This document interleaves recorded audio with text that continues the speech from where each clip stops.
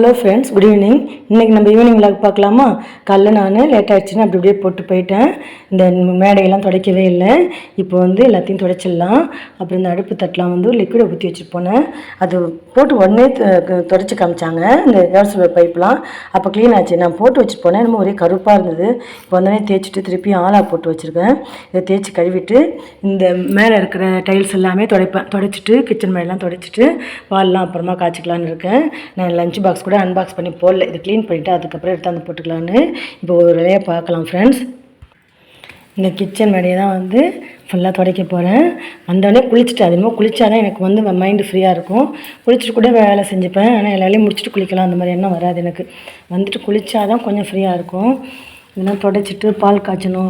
அப்புறம் டிஃபன் பாக்ஸ்லாம் அதெல்லாம் கழுவணும். அப்புறம் நேற்று பூ வாங்கிட்டு வந்தாங்க, அரும்பு வாங்கிட்டு வந்தாங்க. ஒரு மேரேஜுக்கு போகலாம் இல்லைன்னு சொன்னால அந்த மேரேஜுக்கு போகிறதுக்காக. அப்புறம் பாதி தான் கட்டி தேவையான அளவு கட்டி வச்சுக்கிட்டு போயிட்டு தான் வந்தேன் அந்த மேரேஜுக்கு. ஒன்றுமே சாப்பிட பிடிக்கல, உடம்பு முடியல. ஒரே சப்பாத்தி தான் சாப்பிட்டேன். அதுக்கப்புறம் பசங்களுக்கு தோசை ஊற்றி கொடுத்தேன். தம்பி அந்த 2 சப்பாத்தி இருந்தது, அதையே சாப்பிட்டாரு. பாப்பாவுக்கு மட்டும் ஒரே தோசை ஊற்றி கொடுத்துட்டு படுத்துட்டேன். எதுவுமே செய்யலை.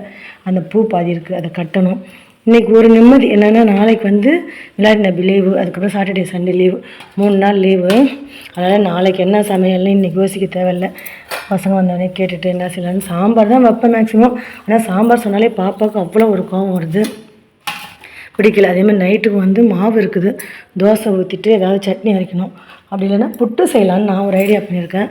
புட்டு ஆவியில் வச்ச பொருள் தானே, நைட்டில் சாப்பிட்டா ஒன்றும் செய்யாது, நல்லாயிருக்கும். குழா புட்டு செய்யலான்னு இருக்கேன்.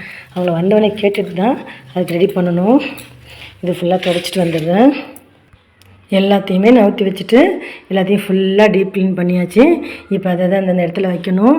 இந்த டைல்ஸ் ஃபுல்லாகவே துடைச்சி எனக்கு எட்டின வரைக்கும் துடைப்பேன். அதாவது மாப் வச்சு தான் துடைப்பேன். டைல்ஸில் மேலே அப்படியே ஸ்ப்ரே பண்ணி விட்டுட்டு மாபால் தான் துடைப்பேன். அப்படி தான் துடைச்சா தான் எனக்கு எட்டும். அதுக்கப்புறம் இந்த பிளேட்டில் இந்த ஒரு லிக்விடை ஊற்றி வச்சுட்டு போனேன். அது ஏதோ கெமிக்கல் ரியாக்ஷன் ஆகி நல்லா இருந்த பிளேட்டும் சுத்தமாக கலர் மாறி போச்சு. திட்ட போகிறாங்க.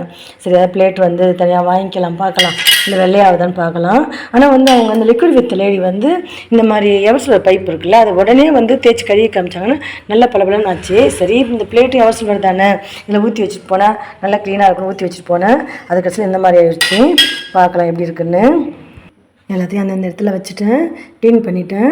இப்போ காலையில் காய்ச்சின பால் மீதி இருக்குதுல்ல, அது நம்ம கொடுத்தோம்னா அவங்களாம் குடிக்க மாட்டாங்க. நமக்கு மட்டும் இதை காஃபி போட்டுட்டு ஃப்ரெஷ்ஷாக பால் காய்ச்சி அவங்க 3 பேருக்கும் போட்டு தரணும். இந்த காலைப்பாலில் எனக்கு மட்டும் காஃபி போட்டு வந்துட்டேன். அப்புறமா இந்த பூவை கட்டப்புறம் காஃபி குடிச்சிட்டு அவங்க நம்ம காஃபி போட்டு தரணும். இதான் இன்றைக்கி நம்ம வீட்டில் ஈவினிங் விளாக். இது பிடிச்சிருந்தா லைக் பண்ணுங்கள், ஷேர் பண்ணுங்கள், கமெண்ட்ஸ் பண்ணுங்கள். Thank you friends, by.